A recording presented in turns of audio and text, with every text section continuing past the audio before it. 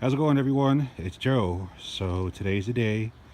It's Sunday, and I'm going to try to finally put together my Char-Broil Kettleman 2 infrared charcoal grill, which finally came in during the week. The weather's just been kind of crappy, so I figure, you know, let's give it a shot today while the weather is halfway decent.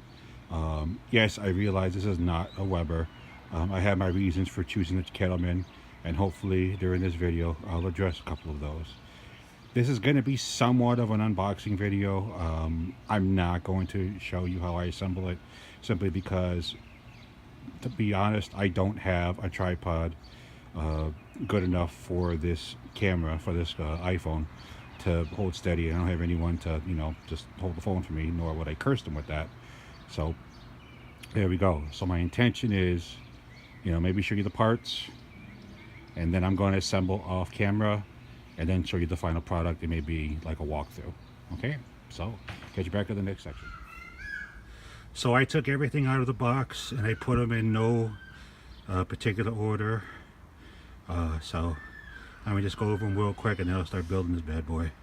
So you've got the leg assembly here, 3 legs. Okay, pretty self-explanatory. You've got where the legs are going to attach, and that's also where I can put the cooking grate when I'm not using it.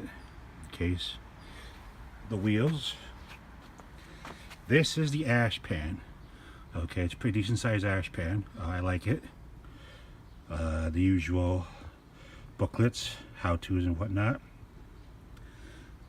Both the box and the plastic bubble, you've got additional parts. Okay, you've got the lid with the built-in thermometer. May have to replace it because for the reviews I've said the thermometer usually ain't that great, as with most other charcoal grills with a built-in thermometer. I've heard they may be off by a few degrees, so I may have to research what's a good one. If anyone has any suggestions on what's a more accurate one or where to place it, by all means please let me know in the comments. I'd love to hear your thoughts, because I really want to not have to babysit as much as possible, but I know there's going to be some babysitting when I'm doing low and slow. I think I already mentioned it, the ginormous damper, and pretty smooth. Okay, so with Char-Broil, they're saying with this unit, if I close it, it's going to increase the heat, and if I open it, it's going to decrease the heat. Now I know that goes against convention. It's basically the opposite, like with the Weber grill, for example. I keep mentioning it because I know that is the most popular kettle grill out on the market. So anyone that has one knows what I'm talking about. Okay, and the reason for that is, combined with the firebox, you see all the holes surrounding the firebox. That's supposed to help with cooking, we'll see. And here is the charcoal grate. It's a pretty decent sized charcoal grate. Okay, taking these out, this is a pretty good sized weight to it when I lift it out of the box. The backsplash, and the so-called star of the show, the infrared cooking emitter. Okay, and you can see that it's not completely closed off. Obviously you're going to get some smoke in here, not as much as, let's say, a traditional cooking grate.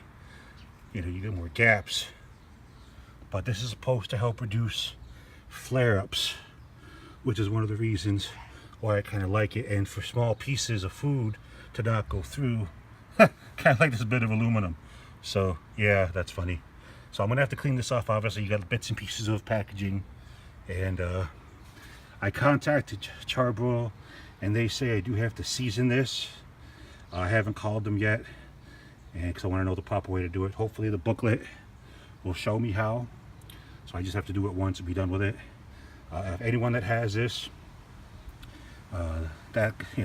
shout out to Jason from Stone Mountain Barbecue. A lot of his videos use the Kettleman. Jason, if you happen to see this video, bro, let me know if you had to season this and how you went about doing it.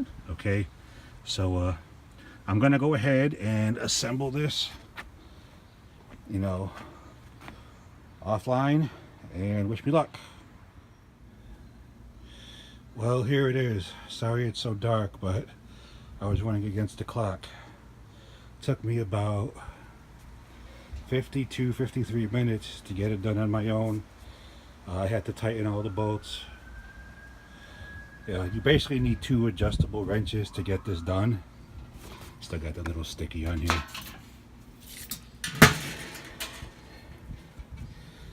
But it's done, it's assembled.